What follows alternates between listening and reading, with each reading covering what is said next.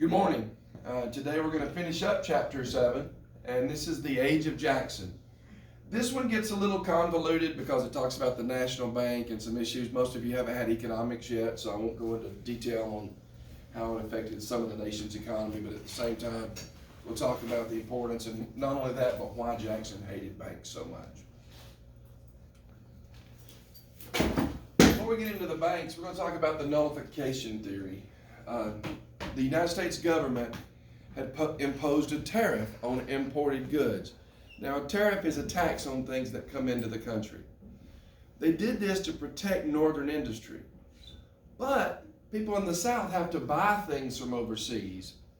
And they also don't want the countries overseas from retaliating on their things that we're exporting, cotton and things like that. So South Carolina said, we're going to nullify this. We're not going to follow this tariff, and we're going to arrest anybody trying to collect this tariff.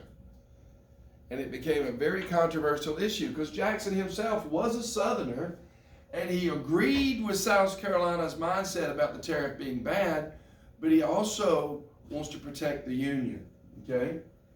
The British had tried to flood the U.S. with cheap goods, so we raised the tariff in 1824 to 1828. Vice President John C. Calhoun, who was from South Carolina, called it the Tariff of Abominations. Now, those of you who go to church, you know that abomination is like the worst sin. It's an abomination to God. Y'all have heard that term before, and that's important to understand. That's how they felt about this tariff. Not that it was just bad policy, but it was absolutely evil, okay? They think the South should pay for North's prosperity, and the cotton prices would be low, so that wouldn't help the South, and it doesn't make sense. So Calhoun, John C. Calhoun, devises the nullification theory. Questions the legality of applying federal laws to states, as the federal government can't do that. Well, we know from the Constitution that it can, okay? A constitution based on a compact among states, not a binding agreement, according to Calhoun. A state can reject a law it considers unconstitutional, and states have the right to leave the Union if nullification is denied. That's called secession. This was Calhoun's idea.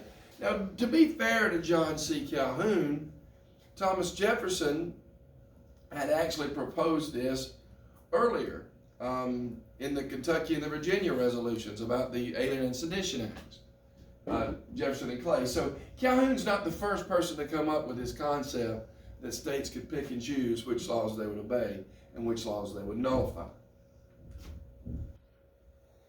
There was a large debate over this in the Senate. Senator Robert Haney argued the Southern view of the tariff and states' rights. Senator Daniel Webster of Massachusetts defended the Union. Jackson, who agreed with the concept that South Carolina and the Southerners were saying about how bad the tariff was, said the Union must be preserved. This actually happened at the Jefferson dinner. Today, the Democratic Party has the Jefferson-Jackson dinner. Back then, it was just the Jefferson dinner. And there was a series of toasts. I don't remember them all. But anyway, Jackson basically said the Union must be preserved. South Carolina rebelled. South Carolina declared in 1828. In 1832, the tariffs were null and threatened to secede. Congress passed a law saying that we can use the Army and Navy against South Carolina if they try to pull out of the Union. Henry Clay, known as the Great Compromiser, proposed a tariff that allowed the duties to be lowered gradually over 10 years. And South Carolina accepted that, the compromise tariff. Okay? Jackson did not like the banks, especially the big banks, the Bank of the United States. He had some friends that owned banks. Those were called pet banks.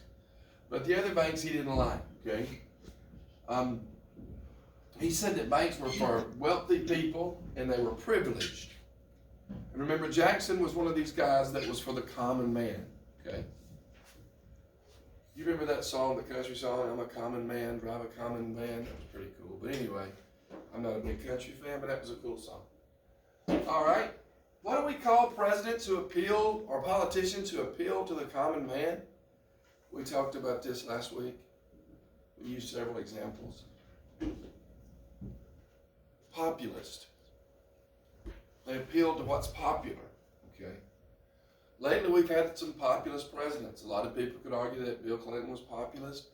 A lot of people, there's no argument, Donald Trump was definitely a populist, regardless of your views one way or another on President Trump. He was definitely a populist. In his own way, President Obama was a populist. Okay? Now, Jackson took out the money from the National Bank and put it in state banks loyal to the Democratic Party. The Bank of the U.S. President, Nicholas Biddle, who hated Jackson and vice versa, unsuccessfully maneuvered to save the bank. People were so upset with Jackson, they formed a new political party. It was called the Whig Party. Actually, the name of it was the American Party. It backed the American system. But they took the name Whig Party because in Great Britain, the Whigs were the party that was the loyal opposition to the conservatives or the government. And so basically they called Andrew King Andrew the First, and the Whigs was the party that opposed President Jackson. Here's a picture of the Second Bank of the United States. Here's a cartoon describing Andrew Jackson. He sees the bank as this hydra, which is a sea creature. And it's got all these heads. One of these is Nicholas Biddle. I'm not sure which one. Probably that one, but I wouldn't swear to it. But anyway, he's having to slay it one piece at a time. And that's Andrew Jackson slaying the National Bank. By pulling the federal funds out of the National Bank and then vetoing its rechartering, Jackson was able to successfully end the bank. After Jackson left office, Martin Van Buren had to deal with some of the things that Jackson put in place. For instance, it was actually Van Buren that was president during the Trail of Tears, okay? The last removal of the Cherokee. Jackson had set it in motion. The video that we saw yesterday and the day before kind of, gave Jackson a little more positive light in that he was doing it to protect the Native Americans. History will have to judge that, and pretty much has. Van Buren was Jackson's hand-picked successor. He defeated the Whigs. But these banks that Jackson had put the federal funds in began to print a lot more money than they had.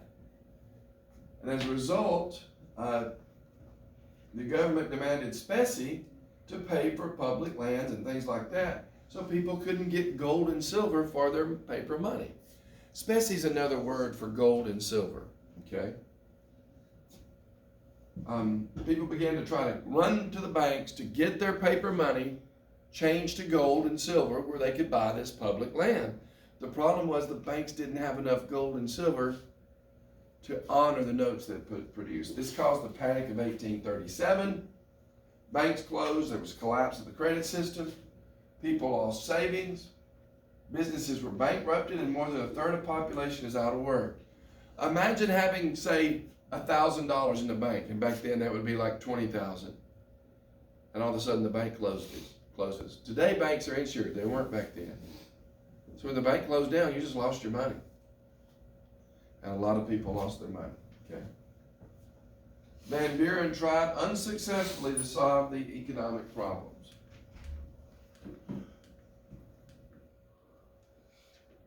William Henry Harrison, who was the hero of the Battle of Tippecanoe, ran against Van Buren and beat him in 1840. His vice president was John Tyler. When they ran for office, they had a button that said Tippecanoe and Tyler too. Okay?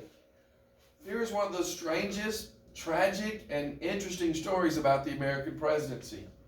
William Henry Harrison gave his inaugural address, the speech that starts off his presidency at his inauguration. It lasted over an hour in a driving rainstorm. Cold, wet, damp. He catches pneumonia and dies a month later. So John Tyler became the first vice president to succeed to the office of president. Now this even itself was tricky, because should Tyler be declared president or should he be acting president? What was the title? He assumed the role and title of president. Okay. Now, Tyler opposed many parts of the Whig economic plan, He had only run as a Whig to oppose Jackson.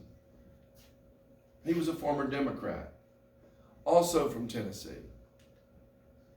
And that's a soccer drill. So anyway, and that concludes chapter 7, section 4. All the other videos should be online as well at www.coachvice.com. Hottest site on the web. If you're not there, be square. Feel free to share this video with all your friends who are interested in Andrew Jackson, the National Bank.